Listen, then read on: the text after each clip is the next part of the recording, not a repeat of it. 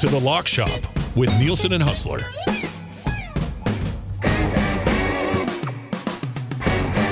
What is up, Lock Shoppers? Welcome to the Lock Shop, presented by Play Alberta Live right here on Edmonton Sports Talk, your clear choice for Edmonton sports. Adewanick in for Dustin Nielson today. Huss will be joining us momentarily here. Hashtag justice for the Lock Shop. Hashtag justice for Huss. Thank you to everyone listening across the Edmonton Sports Talk audio streams at edmontonsportstalk.com. Tune in, iHeartRadio, Apple Music. Thank you to those watching on YouTube or listening to this on podcast, wherever you get your podcasts. Penners, Pancakes, Maddie, very diligent in his note-taking. Trying to figure out what to talk about today. I got the late tap on the show today. So there's obviously, so I'm just trying to map it out. It's a lot easier when it's CFL season when I'm filling in, because I know that we're talking CFL, or there's NFL season gets going. I'm late in the week. You got the NFL to look ahead to. Not too often I get these middle week ones. So I am here to so just making sure I have everything down. Jets losing big yesterday, 5-1 to the Sabres. Same score the Oilers lost to the Sabres by. Oilers obviously in action tonight against the Wild. They're 10 games overall in the NHL. We'll talk some Monday Night Football from yesterday as the New England Patriots just dominate the New York Giants. So when Husk is on, quite a bit to get to as well. I will say one thing. I'm just going to apologize again to everyone. But the hangout is getting affected too. But on Friday, there will be no Lock Shop. There will be no hangout or second hour of the hangout, as we will have special Edmonton Sports Talk coverage of Canada's World Cup draw. We'll find out who Canada is playing at the World Cup. Myself, Lieutenant Eric, and Hernan-Salas will be on with special coverage at 10 o'clock right here on Edmonton Sports Talk, taking over the 2 hours. That said, I am going to make it my mission. This is just going to happen. Even if I have to host it, I will host it. But we will do a special Lock Shop 2-hour edition leading into Super Bowl. That is my promise to all the Lock Shoppers out there. I will make that promise right now that on that Friday before Super Bowl, don't know the full schedule Huss has, so we'll have to figure it out if he can or can't. But even if it's just Dusty and I, or even if it's just me for that first hour and then Huss comes on, what we will do is that Friday before Super Bowl, we'll do a special Lock Shop. And then this Friday, that will be my offering to all the Lock Shoppers out there for hashtag justice for the Lock Shop, hashtag justice for Huss. So, but just a reminder on Friday that's happening. Myself, Lieutenant Eric, and Hernan-Salas will be breaking down everything that's happening in the lead up to the draw, and as it's happening with the draw for the Canadians for next summer's World Cup. Again, it's not going to be a 2-hour long or 3-hour hangout. We're editing that. With that, let's bring him in. Hustler from Winnipeg Sports Talk. He's with us. Huss, how are we doing today after a rough loss yesterday? Oh, listen, I don't even know what to say. I mean, I don't know. The Oilers lost in Buffalo 5-1 earlier this year, and I remember what the post-game show was like for Tommy and your guys' shows. It's here now, and that was, a top 5 embarrassing loss since this team came back 15 years ago. It was dreadful, and compounding it with the previous month of the Jets and where they sit right now.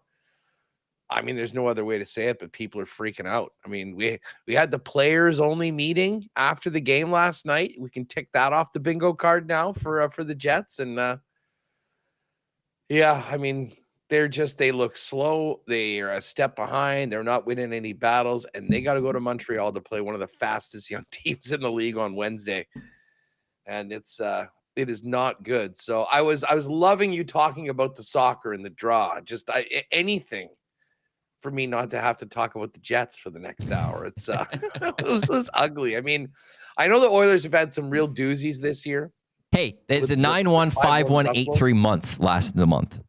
Yeah. So those 2 home losses where you gave up 17 goals were obviously brutal, but this is a team that had really high expectations. It was so good last year that is just lost right now. So obviously there's no Hellebuck right now. Ehlers isn't there this season. Obviously he's went and signed in Carolina, but where are the biggest problems with this team right now? And is this just a slump? Like here in Edmonton, we've seen the slump for the first few months, and then they figure it out, the Oilers, and they get going. Does this feel like just a slump to you, or is there something here that you feel like this might seem different? This team might have some problems as with the calendars flipping still. I mean, I think it's a bit of both. I mean, it's certainly a slump. I mean, they're playing terribly. Beyond the first line, there is absolutely no offense, but they're so far off of the defensive structure that's been the identity of this team for the last 2 years. And I mean, listen, would Hellebuck have maybe masked this a little bit over the last few weeks? Yeah. I mean, I'm sure he would have made an extra save here or there. But I mean, this hasn't been the goaltending. I mean, there was like 9 odd man rushes last night. They scored on 4 of them. And this is the other thing that we've talked about, after a couple of those Oiler losses, they just seemed lost, and there wasn't really any response for the most part. I mean, Logan Stanley grabbed a guy after he hit Cole Perfetti last night, and that was fine. But, I mean, Josh Norris came back to the NHL last night. He played the first game of the season and had been out the rest of the year. He came back last night, and the Jets may have been the Sabres game ops department, the way they rolled out the red carpet for Josh Norris. I mean, he, for a team that usually, and bringing Luke Shen back into the lineup, who's really struggled this year for some physical presence. I mean, guys all alone in front of the net, tapping pucks in. It was, so anyways, I mean, I don't know whether this is just a slump. I mean, I don't think there's any way they could be this bad for the rest of the year. But at the same time, it's impossible not to realize that this team is now the oldest team in the National Hockey League. And more often than not, they are just looking slow and behind the play. And for a team that prided itself on an aggressive forecheck and not being able to have you to break out, I mean, the breakouts are bing, bing, bing, gone. So, as I say, Oiler fans, in our Canadian misery index, you have company right now. And I would suggest that you have a hell of a lot more hope because of a couple of the guys that wear Edmonton jerseys than what Winnipeg is going to have to figure it out. Well, it'll be interesting to see how the 2 weeks go, because you mentioned the Canadians for the Jets. They'll get the Sabres again, but at home on Friday. But then your Jets, they're in our town on Saturday, taking on the Edmonton Oilers. Depending on how the Oilers week goes with the Wild and the Kraken, and depending as the rest of the week goes for the Jets, very interesting game, baby, being potentially set up for Saturday late game here in Rogers Place. Well, and that game is so concerning. I mean, they were in Buffalo yesterday. They're in Montreal tonight. They're in Winnipeg on Friday night, and then have to fly after the game out to Edmonton. And for a team that didn't look like it had a lot of juice, a lot of energy today, what's that going to be like after another 4-6 and 3-4 next week? So, I mean, they got to figure something out before then, as far as just getting back to a level of competition that puts you, able to compete in the National Hockey League. But let's face it, that one is kind of circled on the calendar as a really tough spot for the Winnipeg Jets based on travel and back-to-backs and all that. So they better find a way to win a couple games before that, because I think that's going to be a real tough night at the office. It's just seeing how the parity of the National Hockey League, Jets, 26 points in 25 games played, only 2 back, with the Kraken having a game in hand, though, of second in the wild card. And the Jets, though, they have 2 in hand on the Sharks. So in theory, if the Jets go win those 2 games in hand on the Sharks, they'd actually surpass the Sharks when it comes to the positioning. They have game in hands on the Oilers and the Mammoth as well. And same amount of games to the Blackhawks at 27 points. So it's all just a really tight West right now, that for the Oilers and for the Jets, even though there have been these struggles to the start this season, you're still right there. You're 1 week away, like 3 good games away. And all of a sudden you're sitting comfortably, or no, I shouldn't say comfortably, but you're sitting right there in a playoff spot, and just how that narrative can change, which is a good news for both the Jets and Oiler fans out there, that it's just everything is so close right now that you're not bottomed out in any way, shape, or form with the tougher hill to climb. Whereas, like, if you're the Toronto Maple Leafs, right there at the bottom of their, like, I think there's still a lot of people that think that the Maple Leafs will be able to turn around with some of the players that they do have. There's a lot more teams to jump, and it's a little bit of a further climb to go. So we'll see how this all goes. You know what I do, Matt? Like when I'm looking at the standings, I don't even look at the points. I don't even look at the games played. The only thing I do is look at the difference between the wins and the regulation losses. It's the easiest way to not worry about, who's got, I mean, obviously, if you want to know, there's a bunch of games in hand. And you know what's interesting right now is that the East wild cards are both +6. Like Pittsburgh's 13-7, Philadelphia's 14-8. And essentially, if you're +6 and you played 25 games, that means you got 31 points. I mean, it's just a very simple, addition thing for you. They kind of just can take out a lot of the differentials in games played or whatnot. So right now in the West, this is the tough thing for the Jets is that their division has arguably the 3 best teams in the NHL right now. Avalanche are clearly number 1. I'd argue that Dallas is number 2. And the way Minnesota's played for the last 5-6 weeks, they're probably number 3. Certainly have been over the course of this last month, which means you're basically looking at a wild card. Now, who's in right now in the Pacific? The Ducks, the Kings, and the Golden Knights. +7, +6, +5. And then the 2 wild cards. Seattle's 4 games above 500. The Sharks are 2. So the Sharks are there sort of because they played a few more games. But then you look back, Chicago is +2, Edmonton's +1, Utah's even, Jets +1, and then you get into the minuses. St. Louis -2, Vancouver -3, Calgary 5, and Nashville 5. So your point is well taken in that wild card spot is like none of those teams are running away. Unfortunately for the Jets, who were the number 1 team in the regular season last year, we aren't even at game 30, and it's basically, do you think they can maybe squeeze a wild card out? Yeah. And again, you're battling against a handful of 6 teams or so for those 2 spots. Now, we'll see what happens with the Kraken.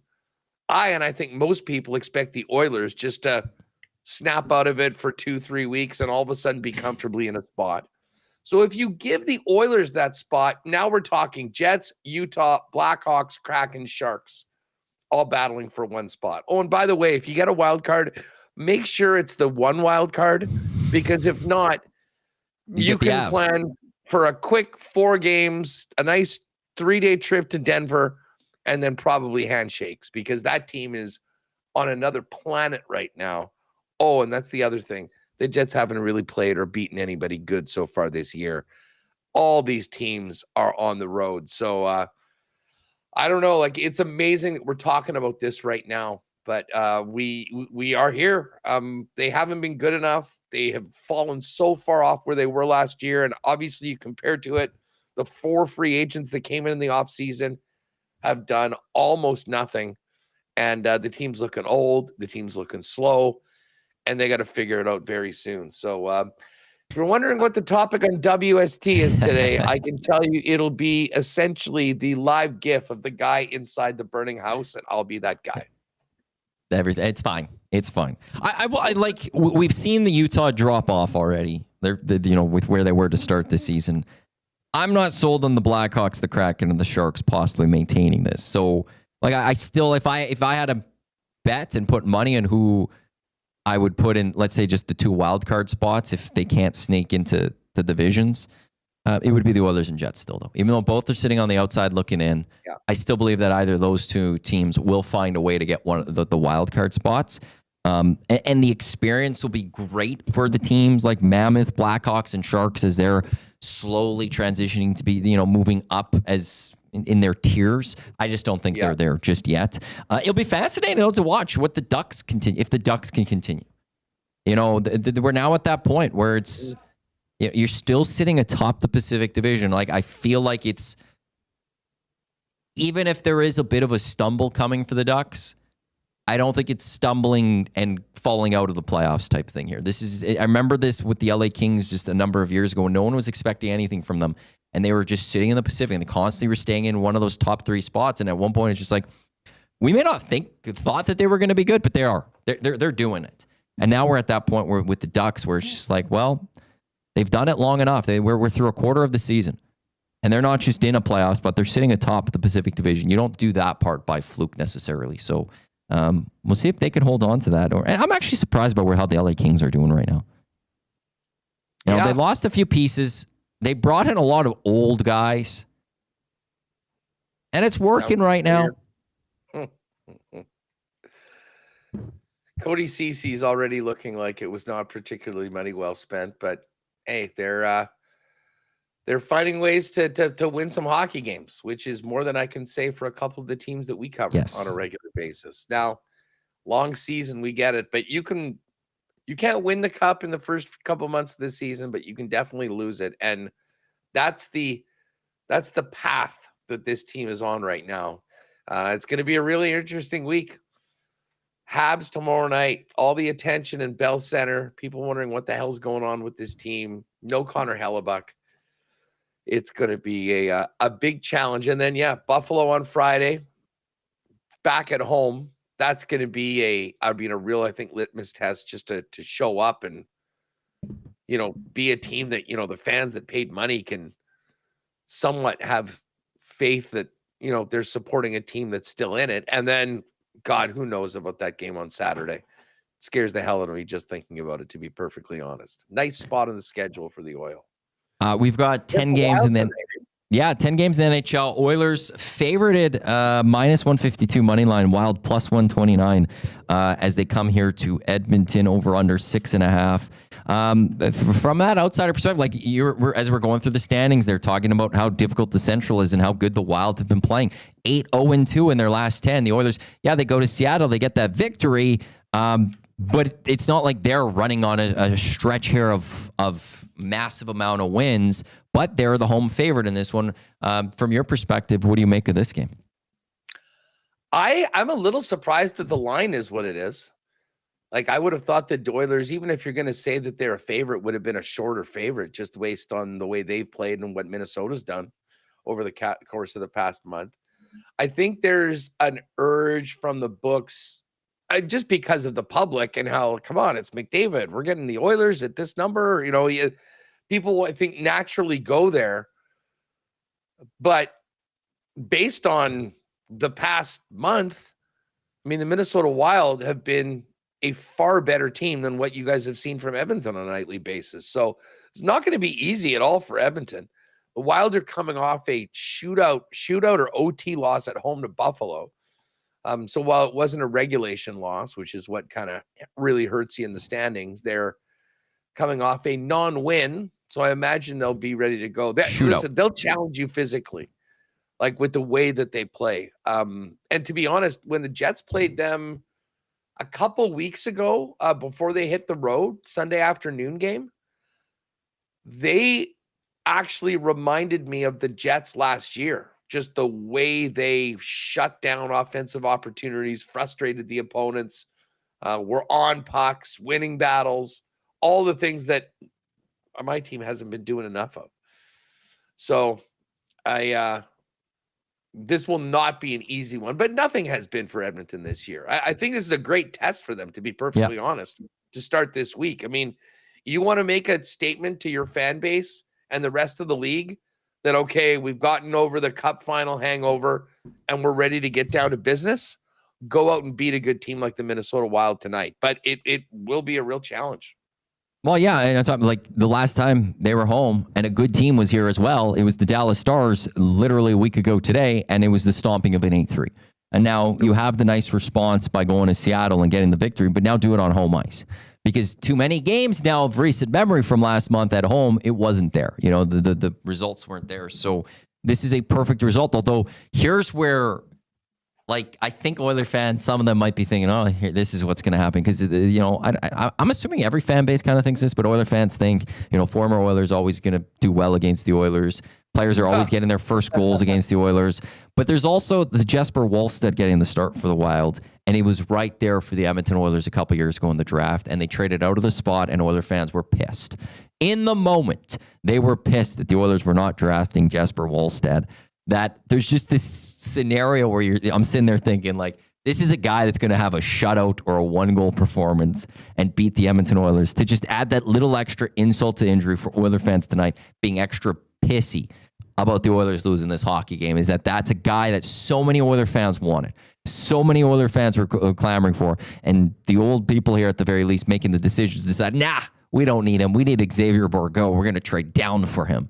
And it didn't pan out. That's the story. You got Stuart Skinner, the goalie that is this lightning rod in town, that in some ways can never do right for some Oiler fans out there, and also has had his struggles this year going up against the goalie that people wanted to be the goalie of the future of the Edmonton Oilers. So that storyline just makes me smile. Actually, I wonder if there's a... Oh, wow. I didn't realize he was a first rounder. Yeah. Jesper Wallstedt, the Oilers were debating between Kosa and him, and I think the Red Wings took Kosa. And that's who the Oilers then ultimately really wanted. He was an Oil King product too. And they were sitting in that spot. And like as it was coming, you're sitting there as the things going. There's the 2 goalies for the Oilers. There's the 2 goalies for the Oilers. Okay, there's a goalie for the Edmonton Oilers. And then the pick happens and it's, no, they're trading.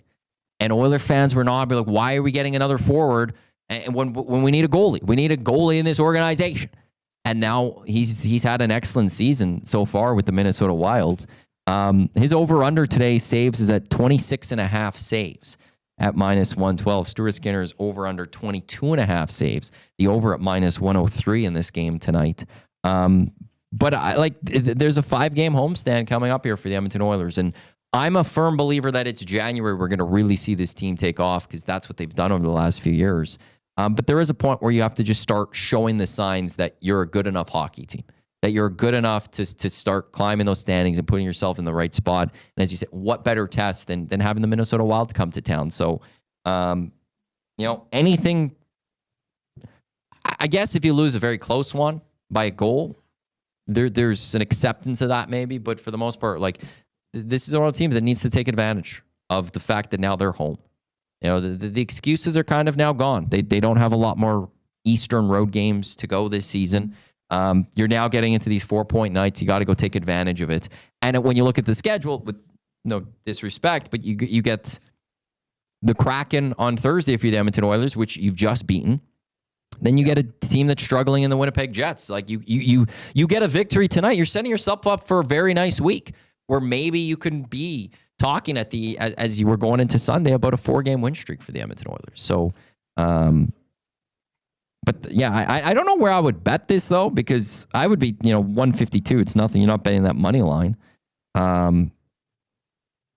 Would be. I'm just trying it's a pretty big number on the puck line. I guess it's all about the feel for the team. Like it was weird. They only had the 1 game against Seattle in between last week's game against Dallas. Yeah. They played last Tuesday against Dallas. They got Seattle on Saturday, now this game. And now they get a busy schedule here. They play 3 times this week, and then I think it's almost every Tuesday, Thursday throughout this month until we get to Christmas. They've got every Saturday this month. They all have 2 Sunday games this month. So it's a loaded schedule for the Edmonton Oilers. So if they needed any extra time, they better have filled that in, because they had it twice last month where they had a little bit of breaks. Now they're playing a lot of hockey moving forward. So this team better have some stuff in the tank, because there's no, we need a little bit of a break because one's not coming until Christmas. And even then, it's only 3 days off. Yeah, the schedules right now have been, I've never seen a more, I think the Jets have 8 games in 14 days. Like it's every other day plus 2 back-to-backs, including the one on the weekend. So you got to be able to go. By the way, you brought up the 2021 draft. What has become of Xavier Bourgault? He was traded to Ottawa for Jarventi. And the Sens, was it this year? I think it was this year. Basically released him, and I don't think he's under any contract, at least not in North America. Oh, I see. I mean, he's playing for Belleville. So maybe he has just that. Yeah. 9 goals, 8 assists, 17 points. He's actually doing okay this year.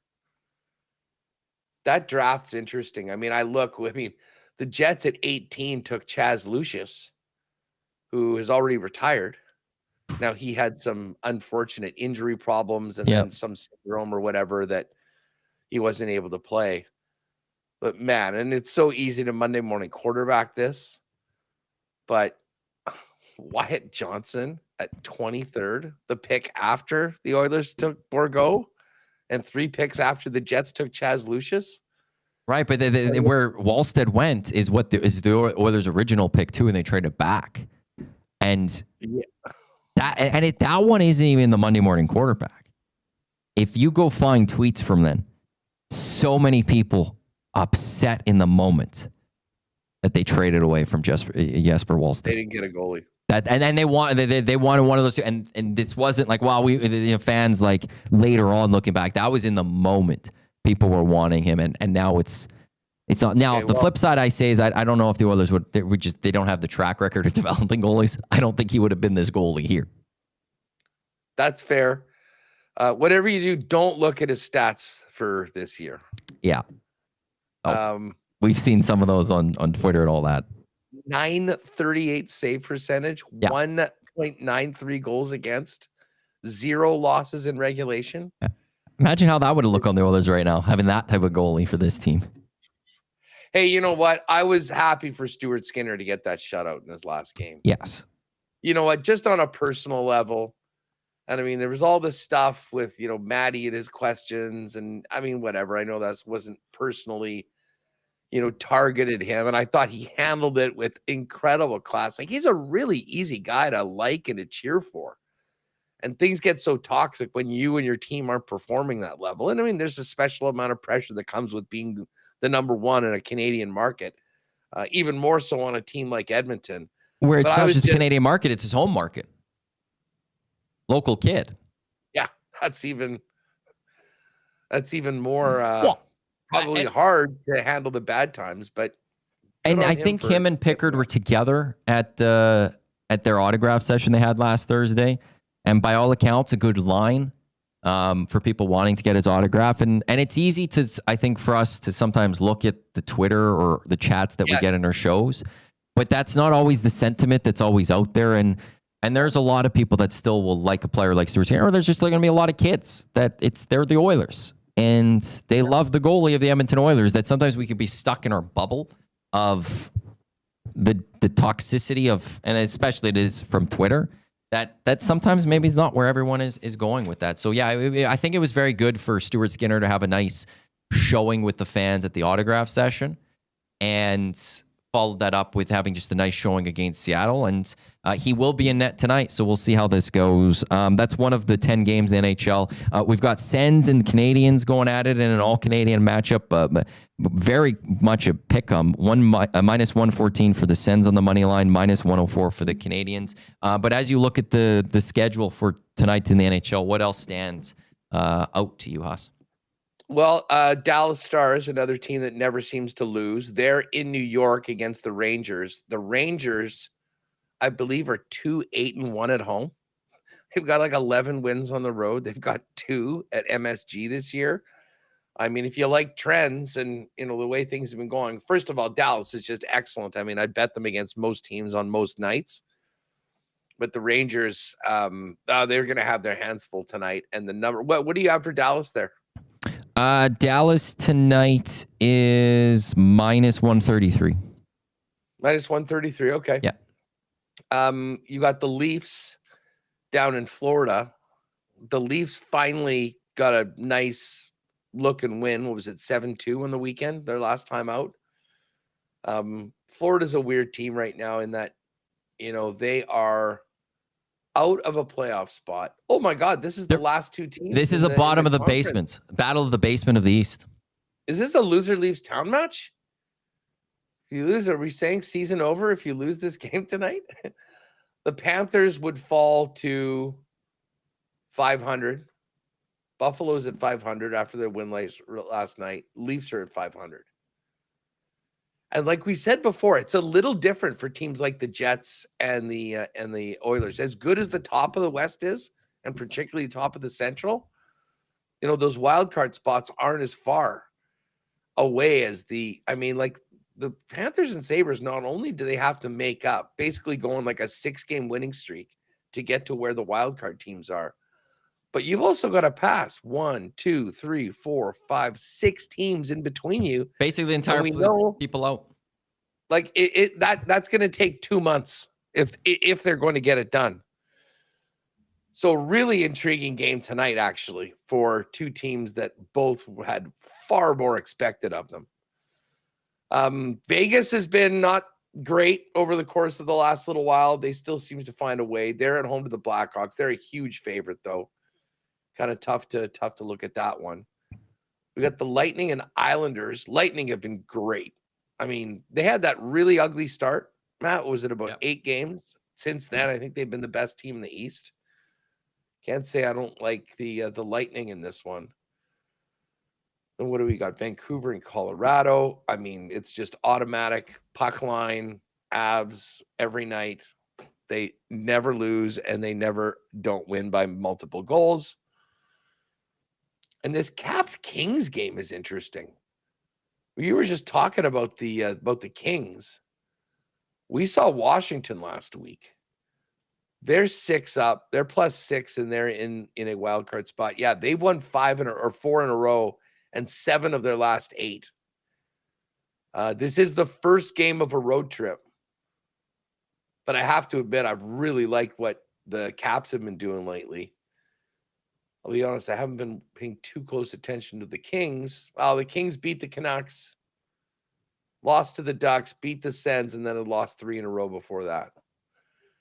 I actually don't mind Washington, the way that they're rolling right now. You can get them to leave sort of at plus money. What about you? You got any other ones? I'm looking at Dallas. I'm looking at Tampa.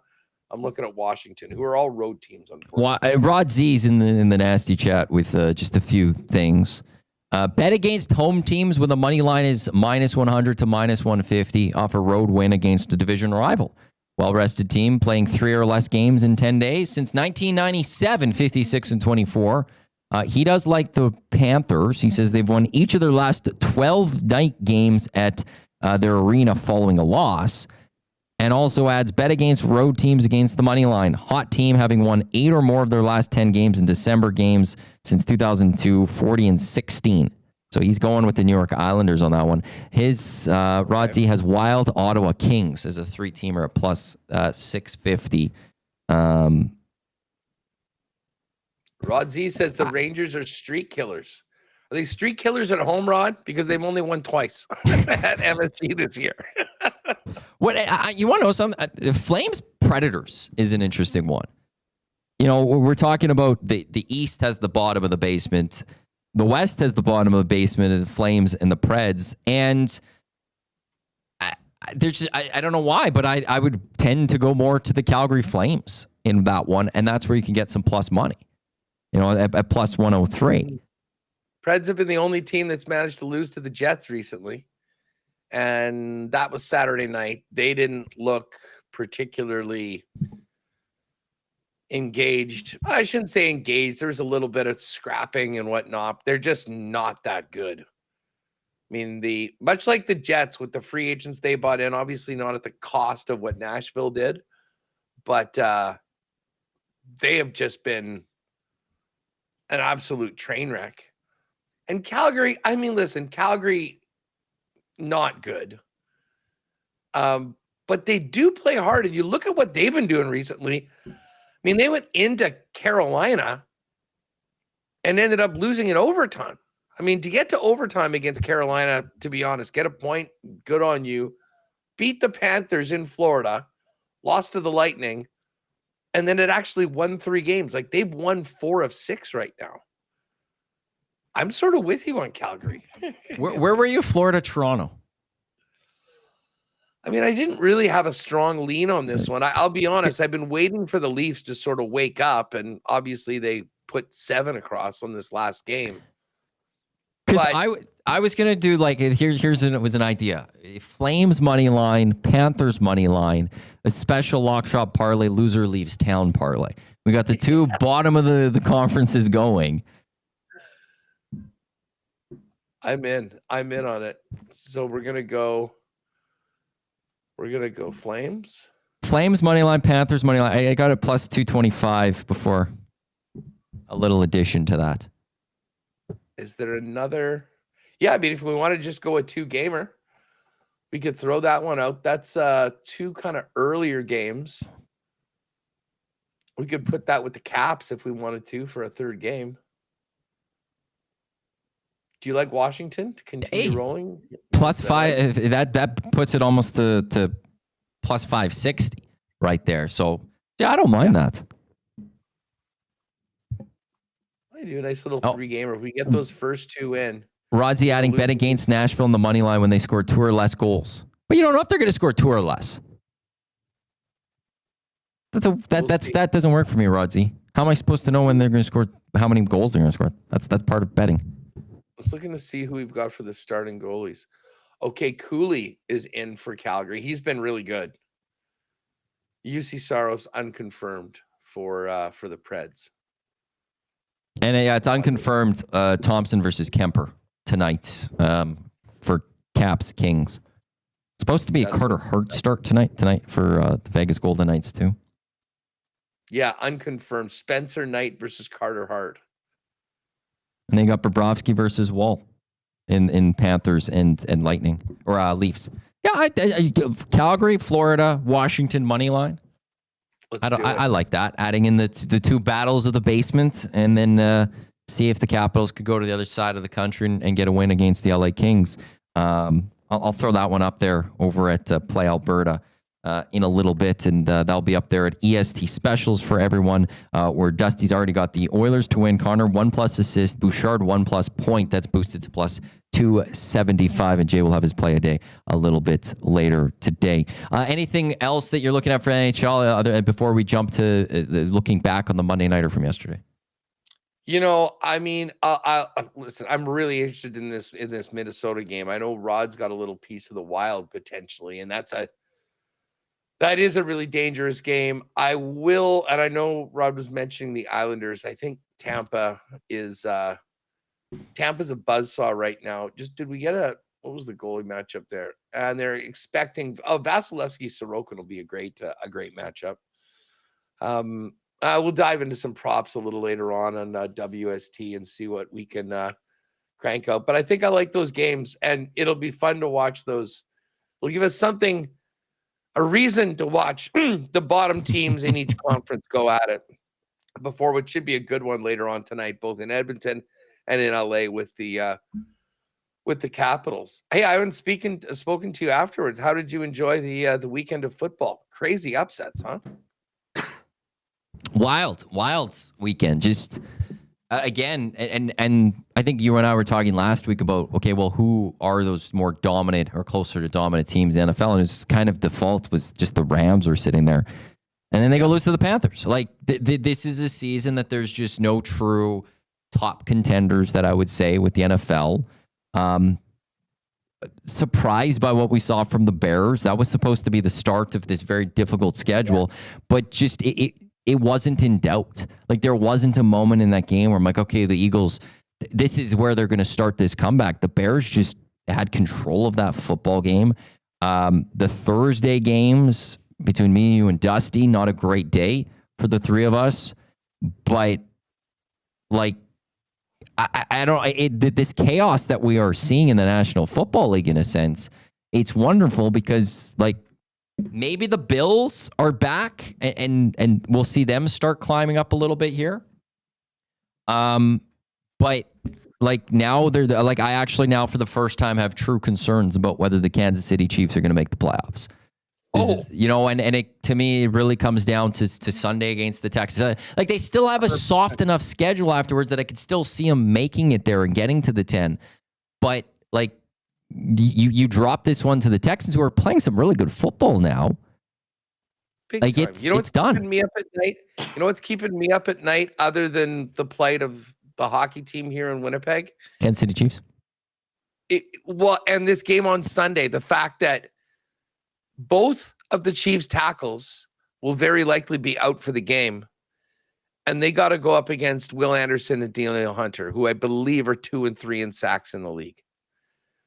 And Mahomes, I was looking at some numbers earlier today. Mahomes is having a historically good season for creating plays sort of beyond the first looks, like scrambling and all of that.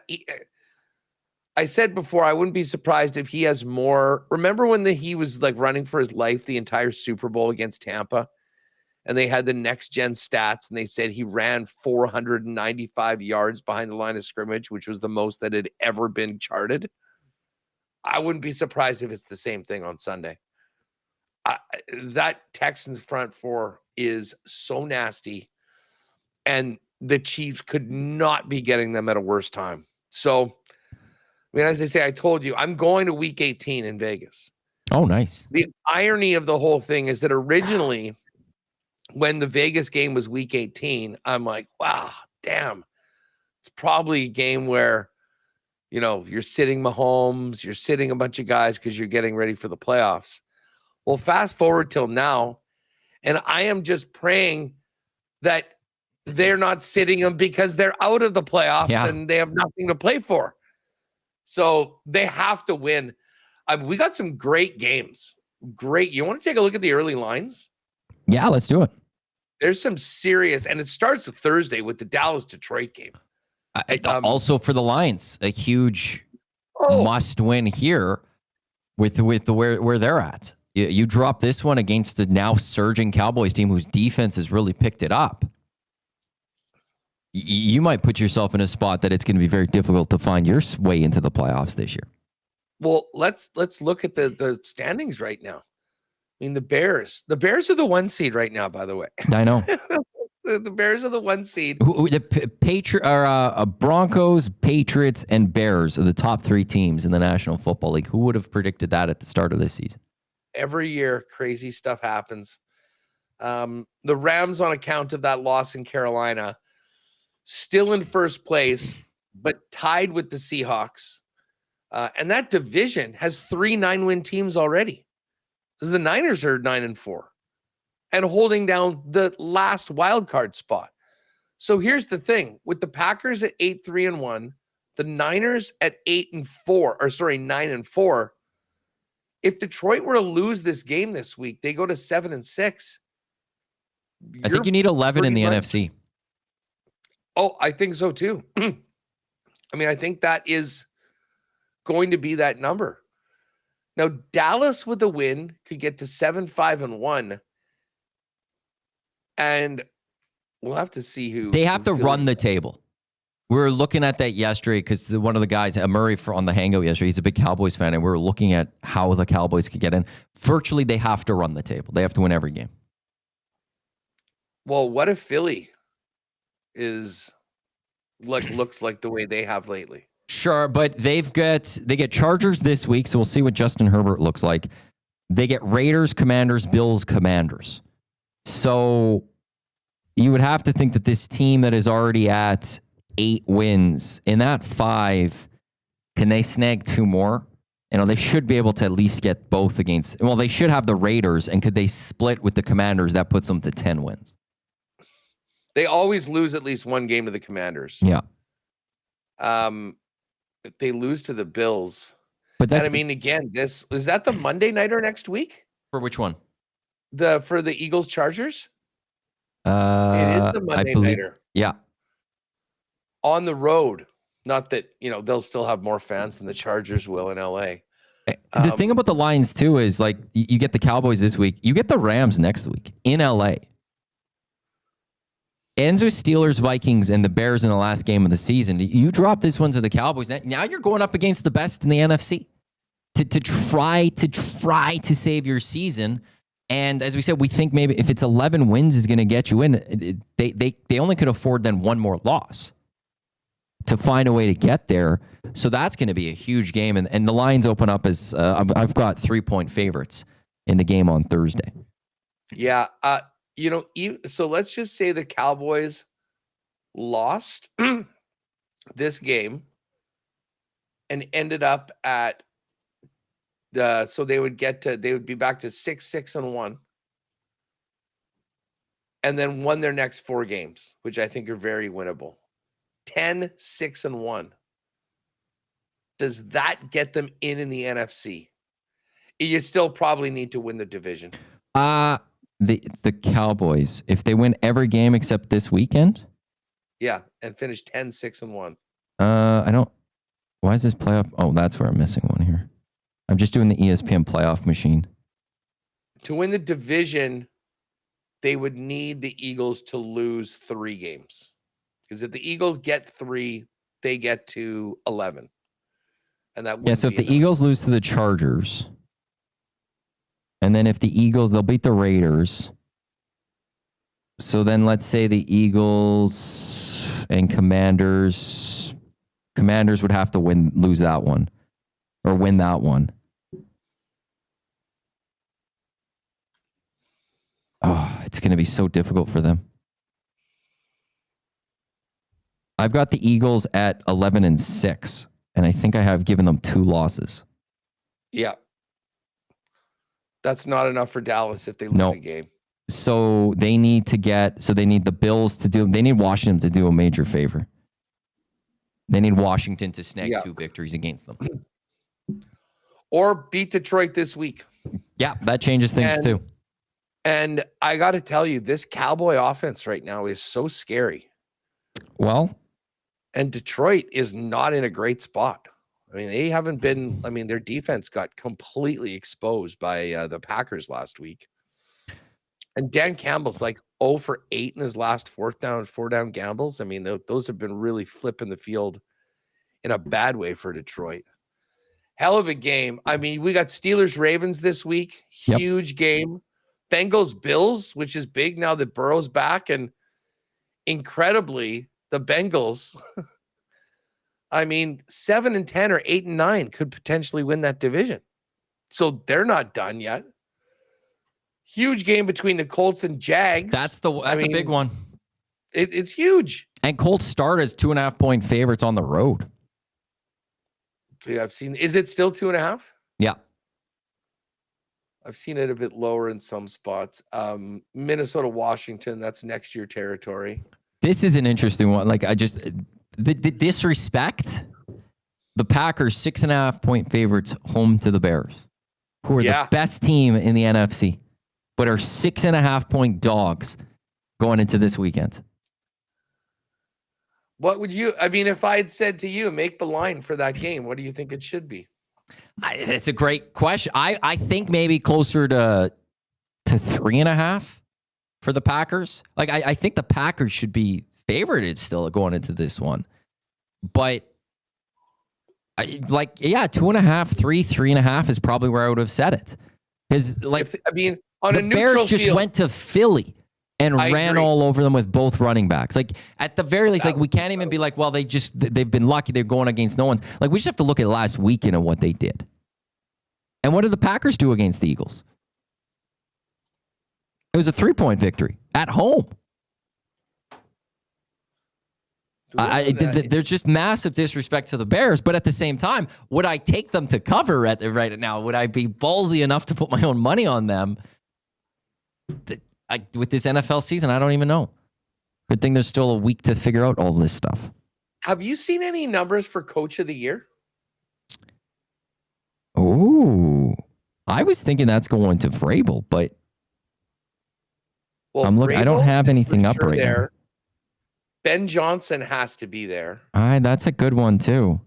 And Kyle Shanahan, in my opinion, with all the injuries, what the Niners have been dealing with all year long to get to 9-4, I think he should. If you did it NHL style with 3 finalists, I think those are the 3 guys that I'm looking at. And if the Pats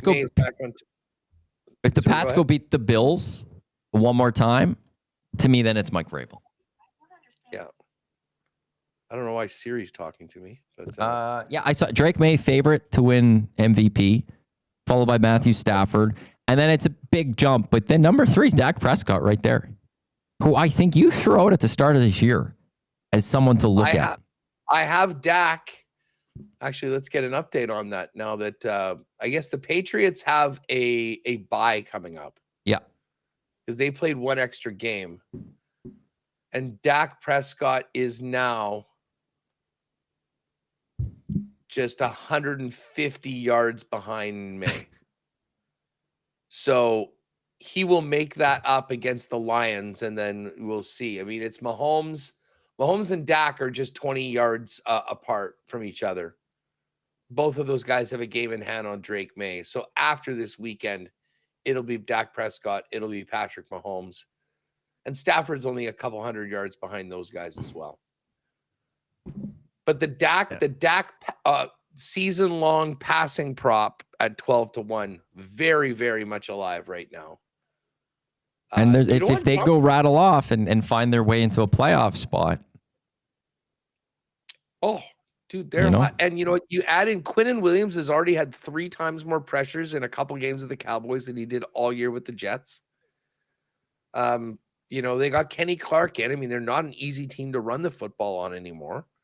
They seem to be getting some more players in the more plays from guys in the secondary and the linebacking group. And as they say, their offense just is unbeatable right now. So I can't wait for the Thursday nighter. It should be a hell of a football game, a great way to kick it off. And then, of course, I'm going to have to sweat it out until Sunday night to see whether the Chiefs can keep their playoff hopes alive with their season on the line. It didn't seem like Jonathan Taylor was just running away with the rushing title, like just give him the offensive player of the year. James Cook's not even 60 yards behind him for the season. Well, right now, the Taylor, though, minus 123 for offensive rookie or offensive player of the year. Cooks is 5th. It's 71-1. So they're still liking Jonathan Taylor. Still the favorite? Yeah. What about JSN? Just slightly, like it's minus 123 for Taylor. JSN is minus 114. Oh, okay. So it's very close in that one. But yeah, it's going to be a fun NFL weekend. Haas, obviously a lot of Jets talk coming up on Winnipeg Sports Talk. Who's coming on the show with you today? We just keep on talking about next week's NFL games for the next 2 hours. You know what? When the bleep hits the fan, we go to the Cool Cave. The man himself, Steve Koulias, is going to come on. Murat Atesh from The Athletic will break down. He done his grades for the Jets at the 25 game mark. Very appropriate time to have him on. And, we'll start talking about what this team needs to do, whether it be coaching, general manager, player allotment, all of that. And Taylor Allen just got back from the curling trials. We'll talk about that, a little bit of Bombers, and more on the upcoming NFL slate. So it should be a good one. You know what it's like when it really starts getting churned up like this. It's good for the numbies. Just ask Tom Gazzola. He's had a few beauties this week. Matty, always seen those. Up with you, buddy. Have a great show today. Winnipeg Sports Talk. Enjoy, Haas. Thanks, pal. Winnipeg Sports Talk. Haas there with Remus. Go check him out. Winnipeg Sports Talk on YouTube. That is it for the Lock Shop presented by Play Alberta. I've got that parlay going up. Flames money line, Panthers money line, Capitals money line. Keep it locked to EST specials for that in a little bit. We got 2 guys in a goal. We got EST afternoons. We got the Reed Wilkins show. We got the GCL Diesel Ulstrom pre and post game shows. It's all to come here on Edmonton Sports Talk presented by Play Alberta. Your clear choice for Edmonton sports. On behalf of us, I'm Matt. Thanks for tuning in. 2 guys in a few minutes. Don't go anywhere.